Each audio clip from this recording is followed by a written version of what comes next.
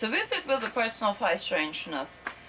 This is show number 4 in a series of mind things that we have been sharing with you the whole month. I'm still wearing my rags. Like I said, those were some really nice t-shirts. We went to see Men Who Talk to Sleeping Goats, I think was that the name of the movie? I think that was the name of the movie that dealt with the subjects that we are covering here. And then in the segment toward the end of the show, we're going to talk about that a little bit. We're going to continue with Lynn, with Lynn Buchanan, and kind of wind that part up for you a little bit.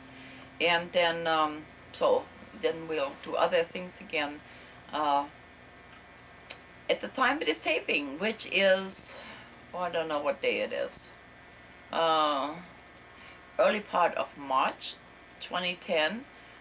Is still debating the health care. Hopefully by the time this airs, we have taken care, the whole thing will be taken care of. And what does that have to do with remote viewing? Probably nothing, except I had some phone calls, and some of you said, well, if you can do all that remote viewing, why don't you go and check in on the health care?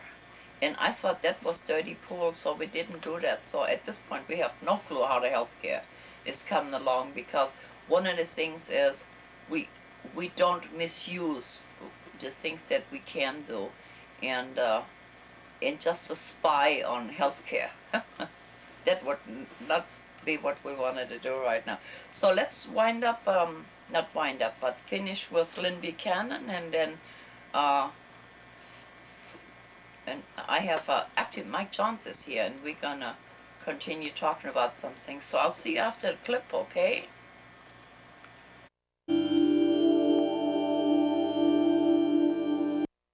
The rule is get a perception, write it down, and then forget it.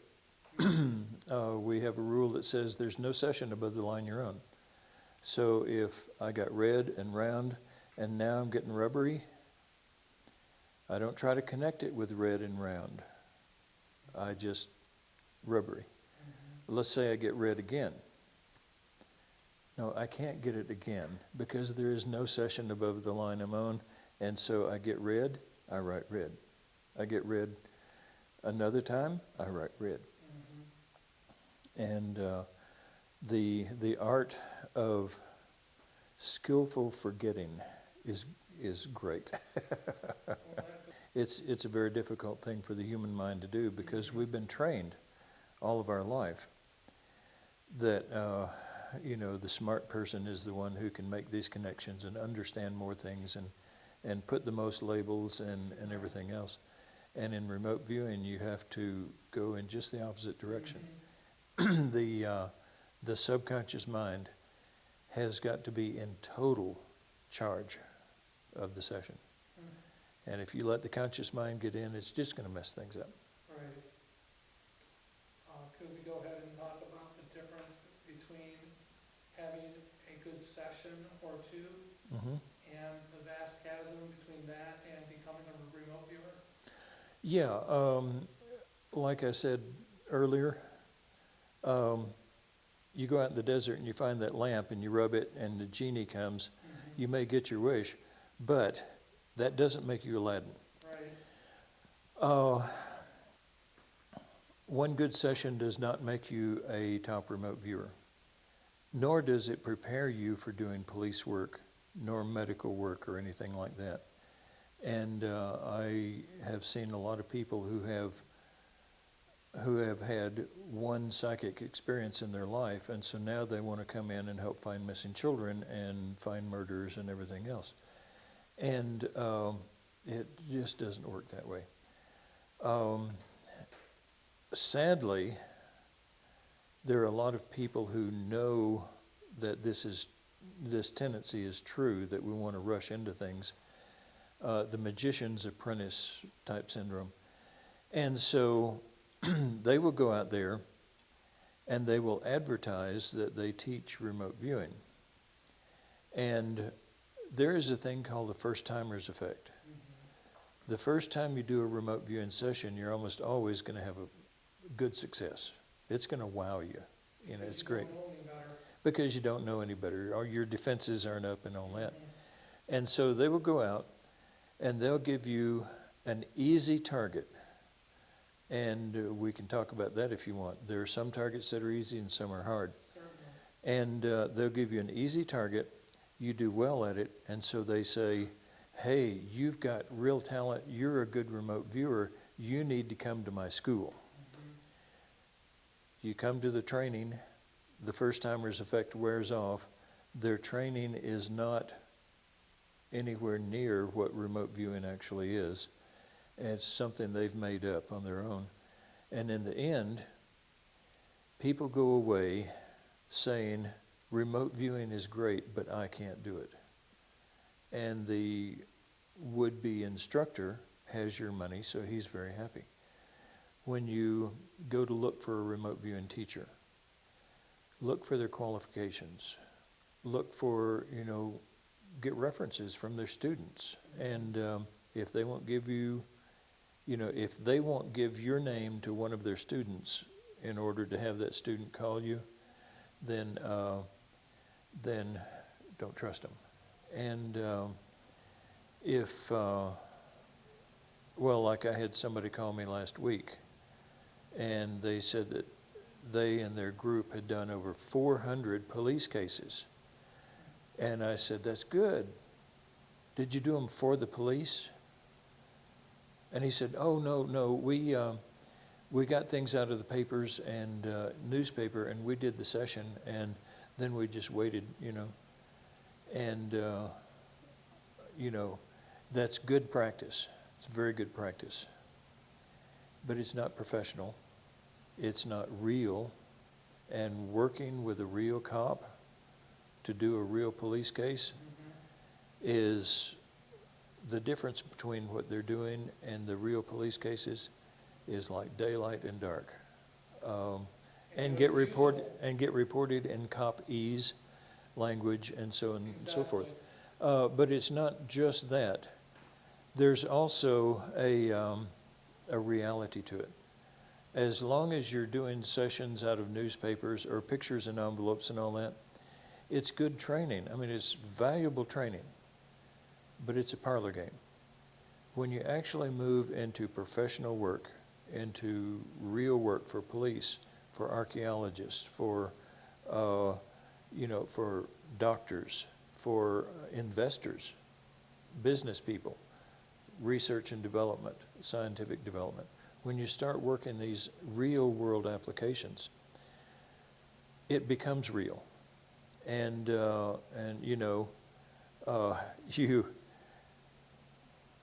you say, okay, X, there ought to be something here on this map. But can you walk out into the field with an archaeologist and say, dig here? There's a whole difference between that. And there's a lot of difference between, working a case that's in the newspaper and dealing with the police, speaking their language, doing it in a professional way, providing the information in a way that police understand rather than a way that psychics understand. And the professionalism is a goal that is pretty far away for many people. However, it's not unattainable. And we have my company, we teach remote viewing. We also teach monitoring, CRV analyst, we teach report writers, we teach management. We teach corporations how to develop, staff, and protect complete remote viewing units within their corporation, just as the United States had for the intelligence effort. And we've got one that has a larger remote viewing unit than the U.S. military had. And they're doing great work. along with training all the different people, we teach OPSEC, Operations Security, so that they can have that unit within that company, and the other people in the unit, the other people in the company don't know it's there, don't know where the information comes from, because the information gets reported in, you know, other channels and all that. So it's a complete secret, and that way their competition doesn't know that they have that unit there either. And remote viewing units within corporations, I foresee as being a, once the corporations realize that this tool is there, I see it as being a very integral part. And that if your competition doesn't have a remote viewing unit, hey, you've got the upper hand. Absolutely. Yeah. And it's going to become a very real thing once the hee-haw gets out of it and the parlor game gets out of it, and, you know, it becomes a professional thing. And that's what we're doing. We have training at all the different levels. We have, beyond that, we have an apprenticeship program. And that apprenticeship program is an in-depth, really difficult program that leads you from practice targets into real-world work. And then once you become professional, we have a guild of absolute professional remote viewers who are really the top viewers in the world at this point. And they are professionals, and they work together. And as you're coming through the apprenticeship program, the professionals in the guild, one-to-one, become your mentors, your sponsors, and so forth, and actually sponsor you all the way through to get you from being able to remote view pictures in envelopes and things like that, all the way up to a professional level. It's a long, hard road. But hey, any science is, you know. The remote viewing that's out there is high school, you know, high school physics class. We're talking about beyond doctorate level work and all that. And we have turned it into a professional thing, and we're doing a lot of good. You've been in it 7 or 8 years? Yep. Well, stick around. You'll get to junior high. Yeah, I know. I know. I keep on forgetting my lunch money. Yeah. No more of this dog ate my homework stuff.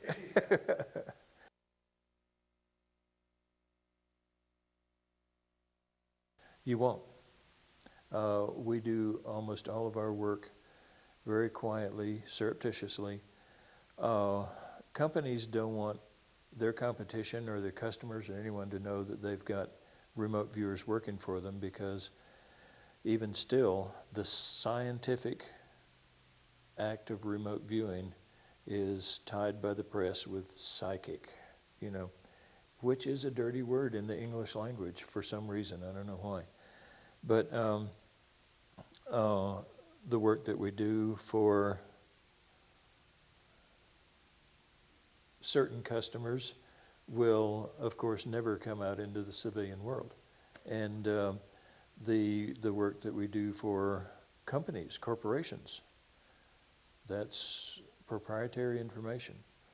And there are those people who will get out there and say, oh, we worked for this corporation and that corporation. And you can always say, yeah, you're not working for them anymore, are you? Because that corporation's not coming back. Right. And we protect our customers.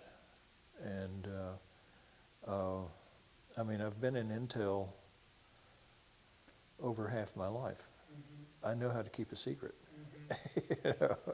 So we protect our customers. And I would say that 99.9% of the work we do, you're never going to hear about it. In a timely manner. Yes. Is the big word. The answer is yes.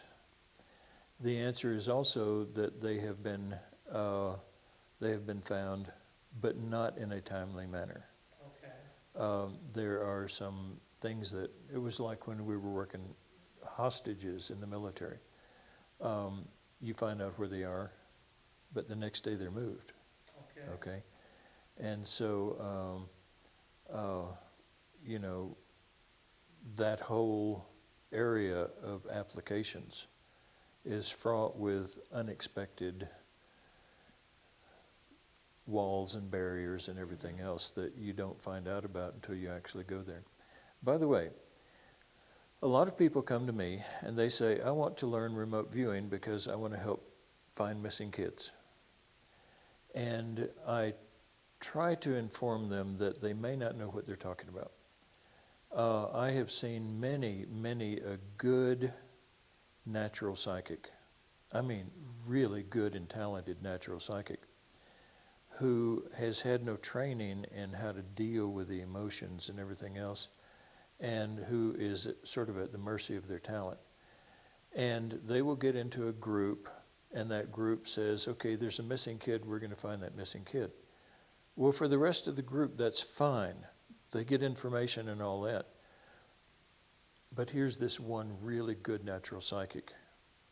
And that really good natural psychic actually mentally accesses that child and goes through the process of being molested, murdered, dismembered, and spread across who knows how much land. That good natural psychic will not be back because the experience of having to go through that is just too much. And, you know, we try to warn people, don't be the magician's apprentice. Learn how to deal with these things and before you actually do them. When we train people through the apprentice program, it is at least 6 months of progressively more realistic cases. And you know, when a viewer, if it's police cases, when a viewer says, I don't want any more of this, that's where we stop. And I mean, you take a raw recruit and throw them into a case like that, and they'll never be back. You'll never see them again because the experience of going through it is too much. One of the problems of accessing people, finding missing children and all that, is that although it never happens to you, in the remote viewing process, it becomes part of your memory. And you have to live with that memory the rest of your life.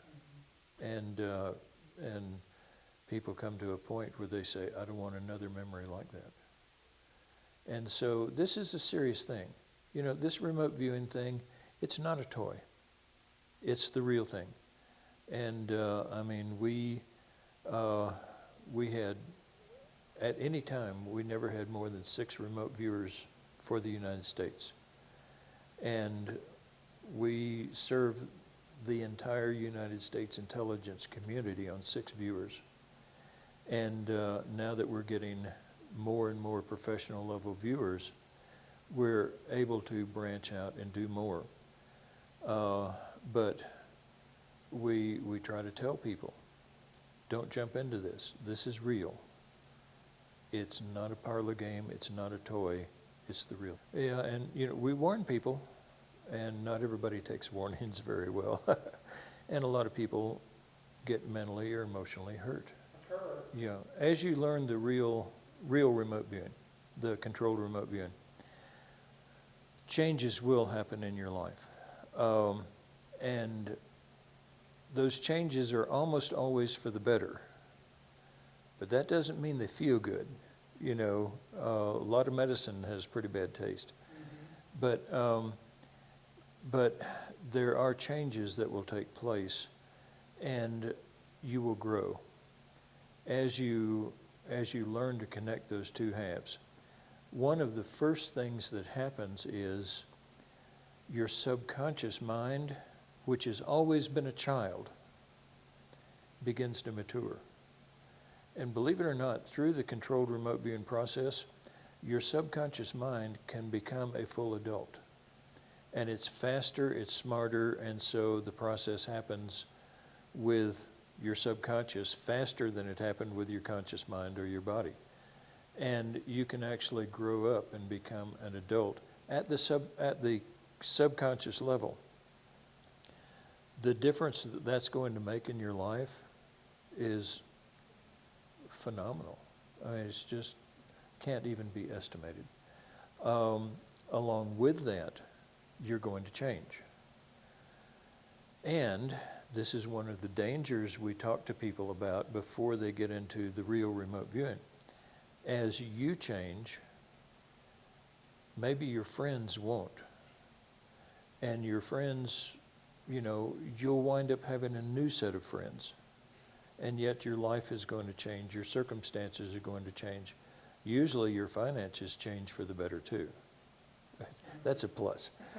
But many things in life, your ability to think, your ability to realize. We have one exercise that we give to people that will make them so totally aware of their surroundings that it's just, I have had people call me back and say, I'm 45 years old, and for the first time in my life, I woke up. You know, I've been asleep for 45 years. And the reason we teach this exercise is, if you can't sit in this room and describe what's behind you, how am I going to send your mind halfway around the world and have it describe anything there? And so you have to become totally aware. Now the Japanese, the ninja, call this sake no jutsu, total awareness within 360 degrees around you. And it's a very trainable thing. Okay. And it's a very trainable thing. And we train that simply because if you can't do it here, I can't send your mind halfway around the world and have you do it there. So we have to train many of the martial arts to a remote viewer in order to make them a remote viewer. This isn't one of those psychic clubs where you get together and put the envelope to your forehead. It's a science. Some of them were, Over a hurdle, yeah, until you cross another hurdle and learn yeah. something valuable. Some were very memorable to me and will not sound mundane to people. I think the most memorable session, there are two that vie for the most memorable. I was doing a session one time, and they had me mentally accessing the enemy, the bad guys, and all that. And that can really wear on you emotionally, mentally, everything. Listen, get into the mind of Idi Amin, and it takes you a week to get over it. Just, you know. And so anyway, they were having me do these personality profiles and plans and intentions sessions. You know, get the plans and intentions of Saddam Hussein and things like that. By the way, he never stood a chance because we knew what he was going to do every day the day before he did it. But anyway, this had gone on for a while, and finally one day I went in and I said, look, I can't take this anymore. You know, give me Bozo the Clown, give me Mother Teresa or something like that, but I can't do this anymore. And the director said, you're a soldier, suck it up and do your job, get out of my office, you know. And so anyway, I didn't know about it, but we had a lull in the intelligence requirements about a week later. And so anyway, I went into the remote viewing room. My monitor came in. He said, okay, we're doing a personality profile today. I would give anything if he had said plans and intentions, because that was much deeper than just accessing a personality and giving their profile. And so we started the session, and just immediately I looked up at my monitor and I said, I don't know what bad thing you think this guy did, but he didn't do it. And I said, this is a nice guy. He did, you know, whatever evil crime you think he didn't do it. This is a nice guy. And I went on through the session and just kept on. And by the end of the session, I was feeling like I was glowing in the dark or something, you know. It was just, I have never met anybody like this before in my life. And in a personality profiling, you still have to access the person mentally, and in a really deep manner. You just don't go into their thoughts and everything else. And I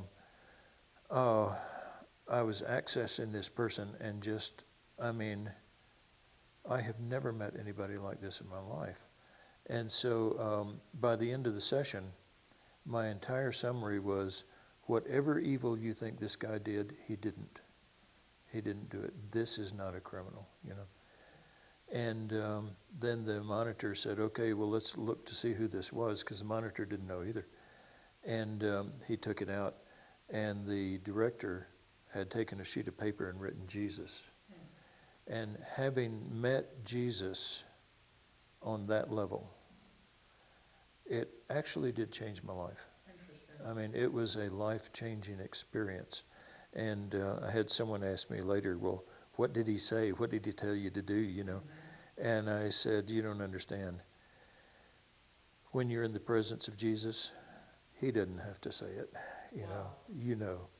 And anyway, that was probably the most memorable. Now, I was so far in touch with the target. Okay, wow. That I have the session somewhere and could probably look it up to find some descriptors, but I was so far in touch with the target that I would be surprised if I actually got anything written down. Interesting. There was another session which really stands out in my mind. The Russians were developing some kind of a death ray. It was a particle beam weapon. And the U.S. scientists wanted to know something about the beam itself. But with a particle beam weapon, anything you stick in the beam, any test equipment or anything, is just immediately, you know, atomized. And so you can't get any information from the beam itself. So somebody had the brilliant idea of sticking a remote viewer into a death ray beam. And so anyway, they came and they asked basically who wanted to do it. And everybody said, well, you don't know if you're going to get hurt or something like that. And I'm a curious person, and so for me, it was something new. I said, yeah, I'll do it. And so anyway, did the session. And during that session, the time came when there was some certain information that the American scientists had tasked us that could only be gotten from inside the beam. And so during that session, I had a task of some certain information to bring back, and I was to step inside the beam. When I did, one of the things we found out was that time is highly affected inside of one of these beams. And I stepped into an existence where time totally and completely changed. I could look all up and down the beam and see myself at other times in life, could meet any of those, and but the beam itself from on the inside was, without exception, the most beautiful thing I've ever seen in my life. I mean, such unspeakable beauty that, you know, it just, and just that, the beauty of that session and the oddness of experiencing that change in time was one of the most phenomenal sessions I ever had. Now, in remote viewing, one of the milestones we look for is when a person finally realizes what time is. Everything you've ever learned, from New Age, you know, there is no time and all that, to the scientific everything you've ever learned in school about time and all that, it's all bogus. And one of the things we look for in a remote viewing student is when they finally realize what time is. The sad part is there's no way to explain it. You have to experience it. So that's about all of Lynn Buchanan that I have. Not that there wasn't enough, because it took us over week period. Mike Johns, you remember Mike Johns? He was a camera person, and now we're gonna talk for a little while. Talk? Okay. Cool. Okay. Here's the thing. Here's the thing. And I forgot. I know what it is. We're having problems. There's solar flares out there and everything. We're having problems with my camera. We're using Mike's camera, and it's got some blinkers in there, and we don't know what that means. So I'm hoping it's not going to blink us out of here. We're working with natural daylight, so you'll see it getting lighter and darker. That's because the way the sun does its thing. And Mike, you were here when we timed everything for Lynn Buchanan. Yes. Okay, do you have any thoughts on that? Hey, there's a kitty. Maybe we get lucky and she'll come up here. Maybe she will. Any thoughts on Lynn? And what you saw with that? Well, Lynn was very informative. I find him to be very down to earth. He's well-centered. He has a lot of knowledge within him, and he expresses his belief in people and the universe. And I really respect him for the fact that he is always searching for honesty.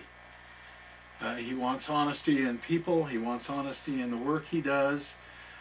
He dedicates himself. He has a lot of people that he works with and for. He's done it with the government. Yeah. I asked this question wrong. I think thank you for saying all these wonderful things about Lynn. Okay. What I was after sort of, and you know this happens sometimes because we don't script anything. Can you come this way a little bit? There Yes, you go. I can. So we both get the same picture. What I was after, it was the contents of Edgar Mitchell and just a brief summary of your opinion of the whole series of shows on the subject. Well, Edgar Mitchell, being the astronaut that he was, he talks about seeing the Earth as a little blue ball, and then he goes into different things that have to do with people that he's run experiments with, and his love of the universe, and where Lynn Buchanan is the very same thing, says the right same thing in a different way. What did you get out of the subject per se? Up on the front, on the personal. On the personal, Yeah. a lot of knowledge. Cool. It was they talk in a different language, both of them. Lynn is very down to earth. You can understand what he says. Edgar Mitchell is very informative, but he talks in a different language, and he has very many people around the world like Lynn does. Okay. And I'm trying to get there. Okay, we have 20-some minutes. Come on, Mike. Oh. We gotta get there. I gotta teach you something. Okay.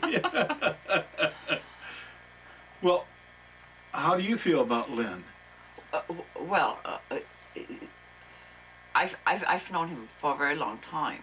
No, I was talking about the subject. Okay, well let's put this on ice for a minute, and get this let's get this going first, because we're gonna run out of time. Okay. Right.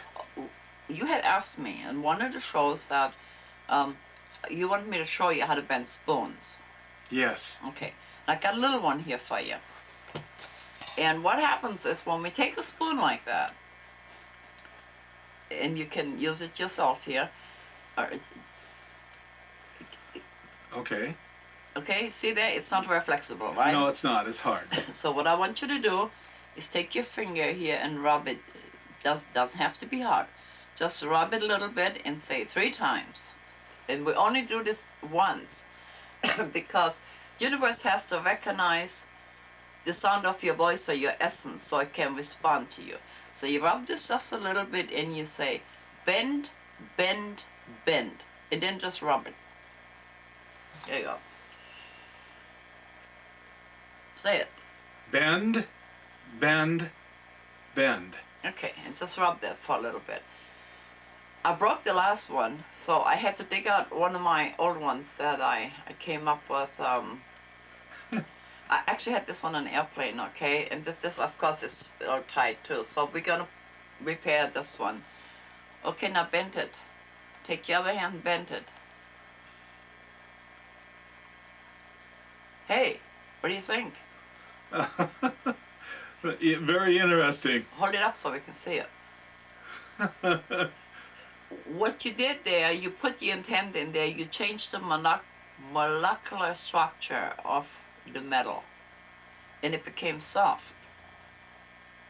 The only thing I cannot do it with is those big nails, you know, those big nails. The giant nails, There yes. is something in there that keeps me from doing that. But you see, I can do the spoons.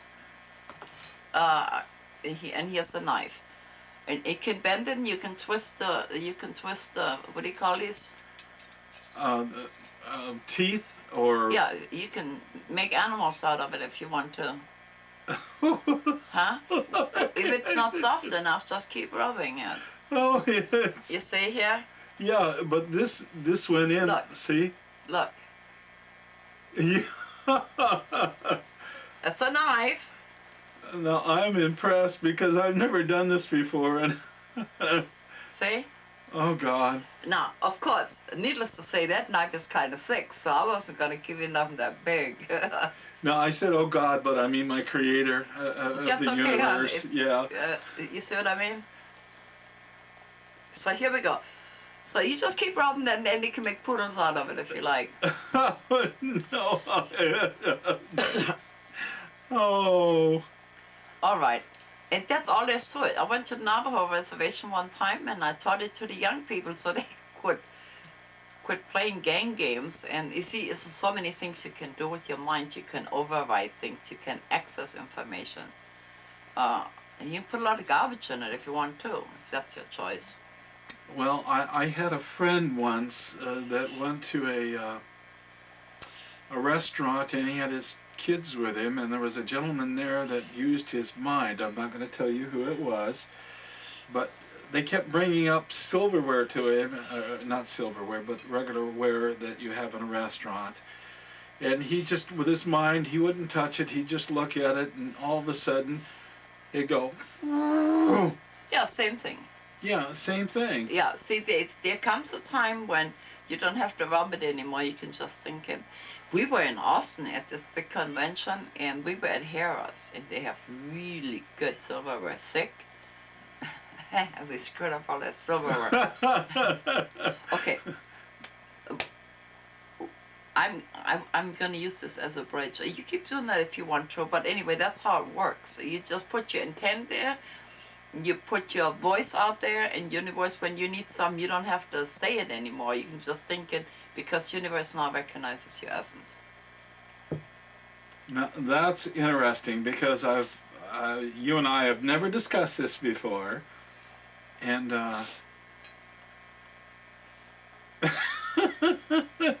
well, I'm going to put it down. I've done enough to it. Well, you can put it back. You can put it back yeah. the way you had it. Like I said, you can make poodles out of it if you want to. See here in the front here? Yes. They're probably bent for you really good now. Yeah, they do. Okay. Okay. My original question to you was, what was it you got out of the whole series? Not the people, the series, the information. Was it useful? The information was useful, To me, I'm into paranormal research, and this has always been something I've studied. And it was very informative to learn about both of them. Lynn Buchanan and also Edgar Mitchell. I was aware of Edgar Mitchell's flight experience and things like that as an astronaut.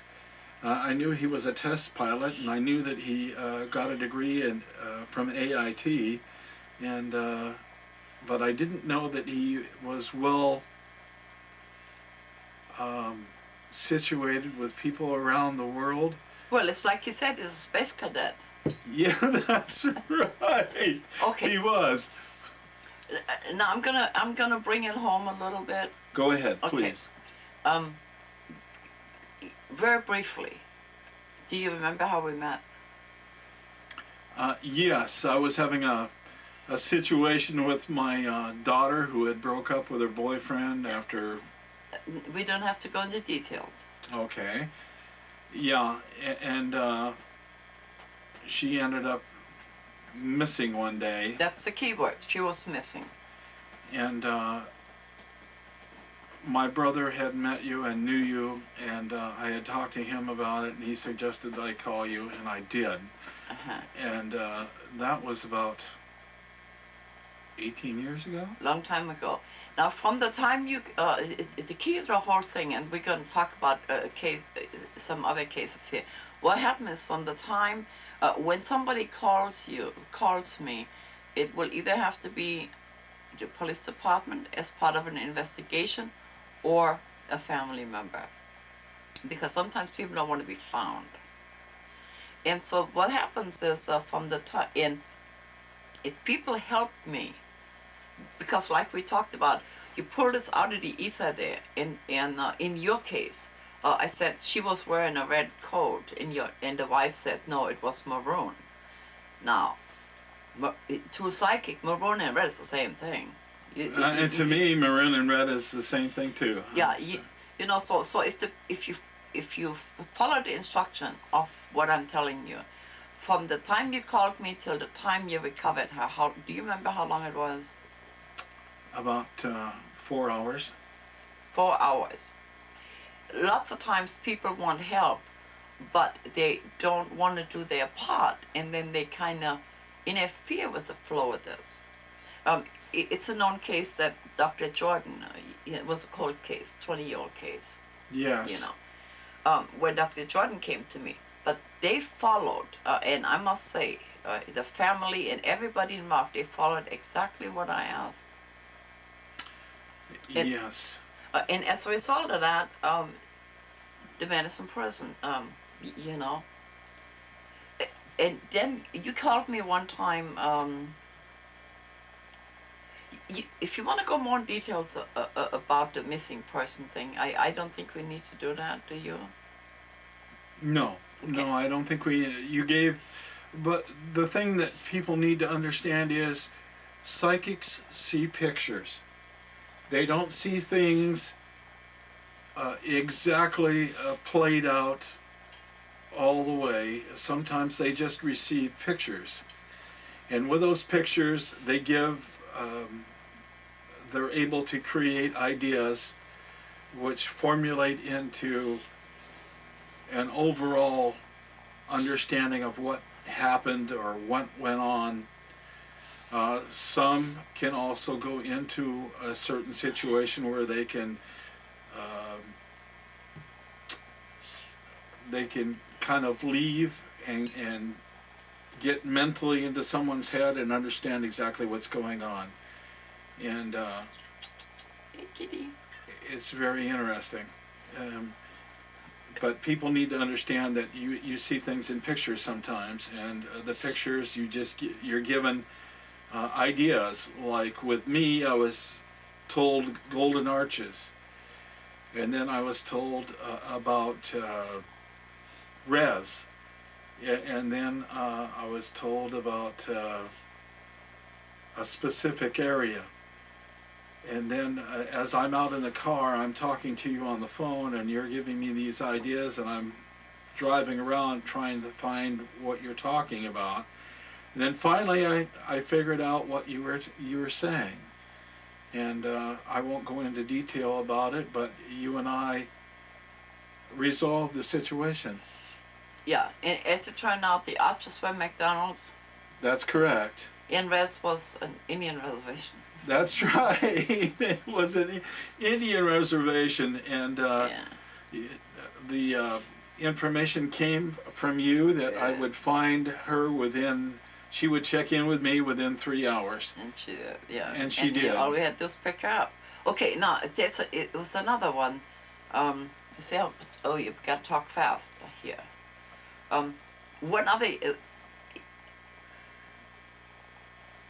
You called me about a missing.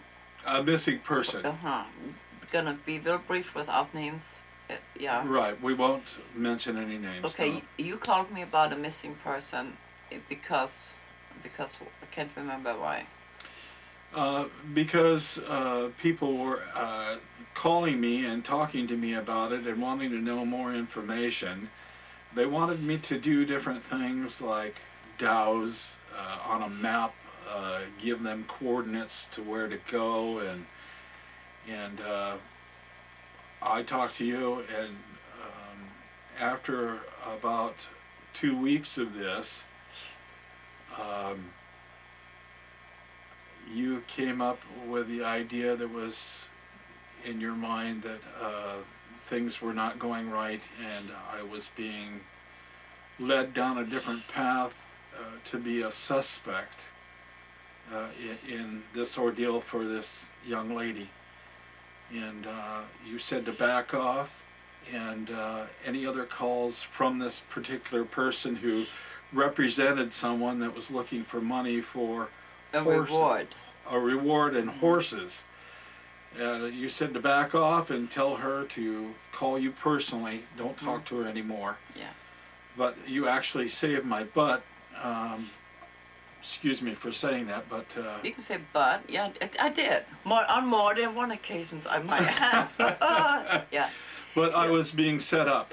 We see, the thing is here, sometimes when they ask us things and we can detail things, it almost looks like you are a suspect, you see, and the inquiring person really wanted to get the reward money, so she didn't care who she would have hung out to dry, and that's really true.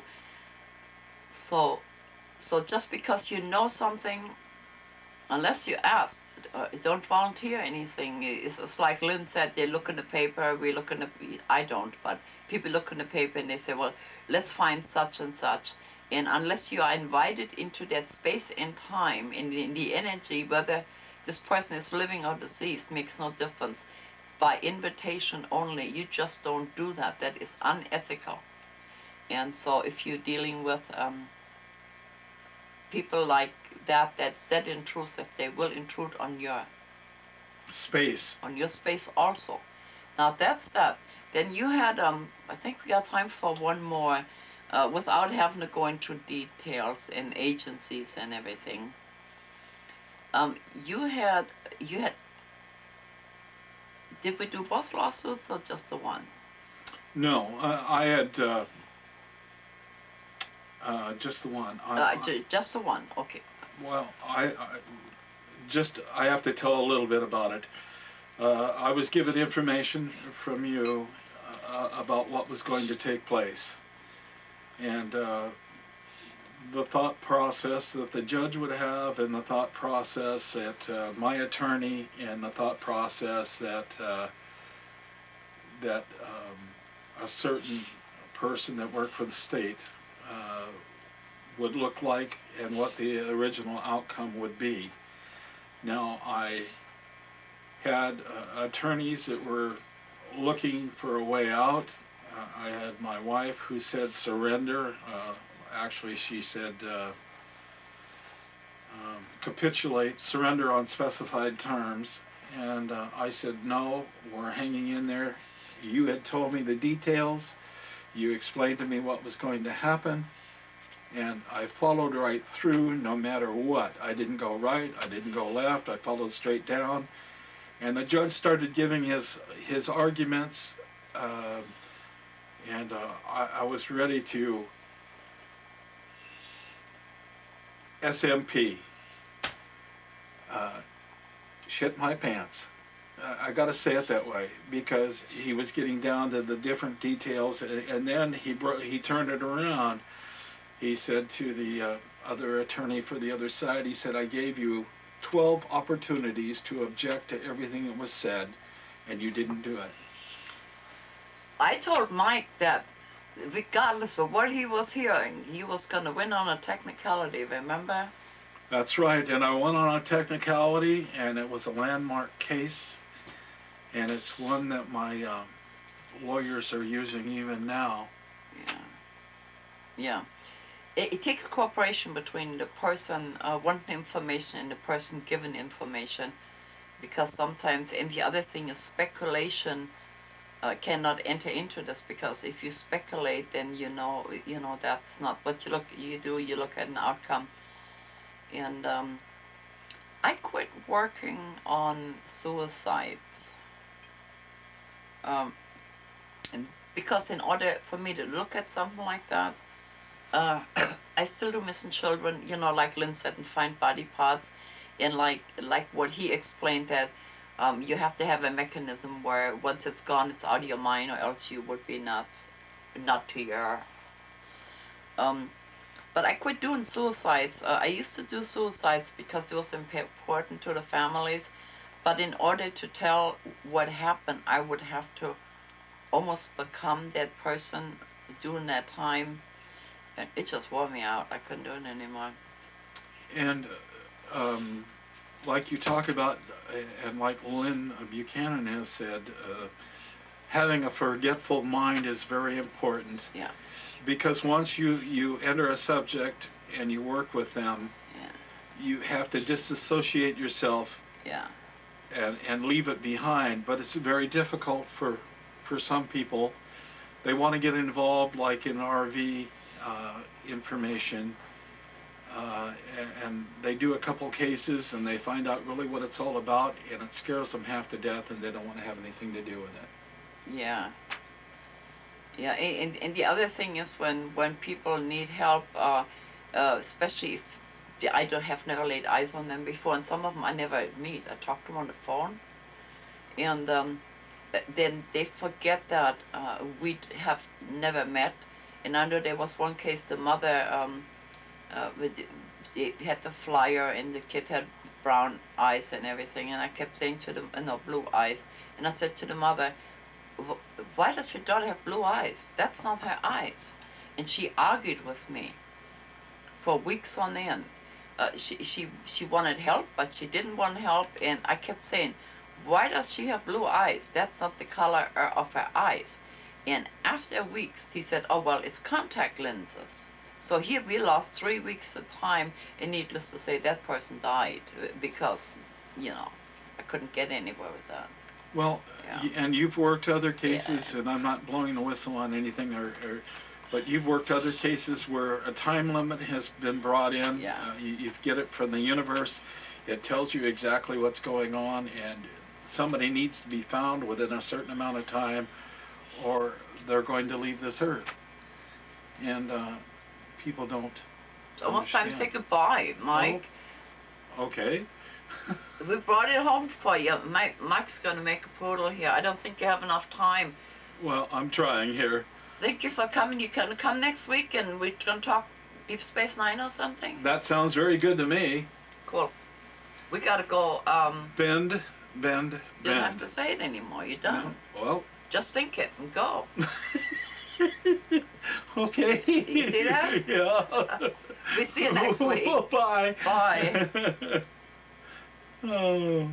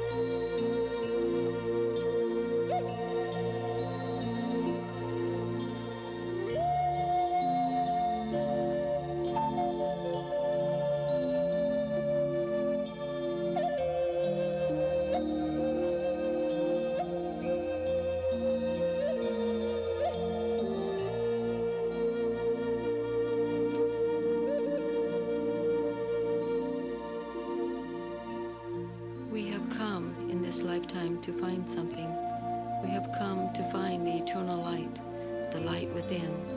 The light within has always been there, but now is the time for us to understand it and to see it in ourselves and in each other. We are here to walk a path of light and beauty. The light will shine the way. Open your hearts and let the light shine. Trust in your knowing. You are surrounded in love. Trust in the light. Have faith in yourself. We are creating a new world of beauty and balance. Keep your thoughts on the beauty way. Know this is the future we are creating for all. We can make a difference.